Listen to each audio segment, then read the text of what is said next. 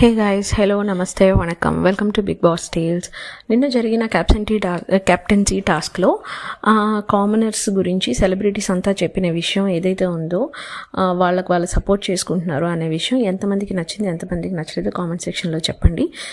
ఈ వీడియో చివరి వరకు చూడండి, నచ్చితే లైక్ కొట్టండి. ఇప్పుడు వీడియోలోకి వెళ్ళిపోదాము. నిన్న ఇమాన్యుయల్కి మనీష్కి జరిగిన సందర్భంలో మీరు కామనర్స్ మీకే సపోర్ట్ చేసుకుంటున్నారని ఒక క్వశ్చన్ అడుగుతాడు.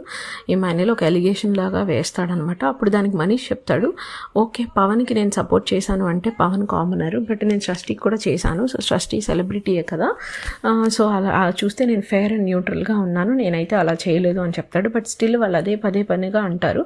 నేను నోటీస్ చేసింది ఏంటంటే ఈ సెలబ్రిటీస్ అంతా లేదు, మాకు కామనర్స్ అన్న ఫీలింగే లేదు అని అంటారు, కానీ 1-4 సార్లు వాళ్ళు కామనర్స్, వీళ్ళకి మేము ఎందుకు హెల్ప్ చేయాలి, వీళ్ళకి మేము ఏం పని చేయాలి, ఒక విషయంలో తనుజ కూడా అంటుందన్నమాట, మీరు ఎలా అయితే అగ్ని పరీక్షలో కష్టపడి వచ్చారో మేము ఒక సెలబ్రిటీ హోదాకి రావడానికి మేము కూడా అంతే కష్టపడ్డామని వచ్చారు, బట్ అది వచ్చారు కాబట్టే వాళ్ళకి ప్రివిలేజ్ ఉన్నది అని నాకు అనిపిస్తుంది. ఎందుకంటే కామనర్స్గా వచ్చిన వీళ్ళకి నాకు తెలిసినంత వరకు బిగ్ బాస్ ఏ రెమ్యూనరేషన్ ఇవ్వదు, బట్ సెలబ్రిటీస్ అందరికీ రెమ్యూనరేషన్ ఇస్తుంది కదా, so there is an advantage and benefit.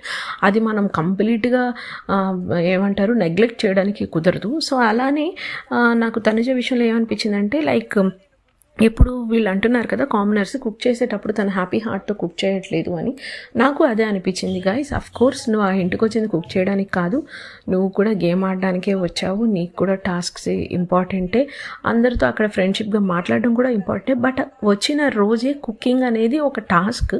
What you are doing for this entire week is a task. So అది నువ్వు ఎప్పుడు ఏడుస్తూ చేయకూడదు. అలా అంటే ఆ ఇల్లంతా ఊడుస్తున్నందుకు ఇమాన్యుయల్ కూడా ఏడవాలి కదా. కాకపోతే కుకింగ్ దగ్గర ప్రాబ్లం ఏమొస్తుంది అంటే ఒక్కొక్కరి టేస్ట్ ఒక్కొక్కరు ఎలా ఉంటుంది, అండ్ అక్కడ ఉన్న ఇంగ్రీడియంట్స్తో కుక్ చేయాలి. సో అందరూ అలా అంటున్నప్పుడు తను స్ట్రెస్ ఫీల్ అవుతుంది, ఆ స్ట్రెస్లోనే ఇలా బిహేవ్ చేస్తుంది అని అనిపిస్తుంది.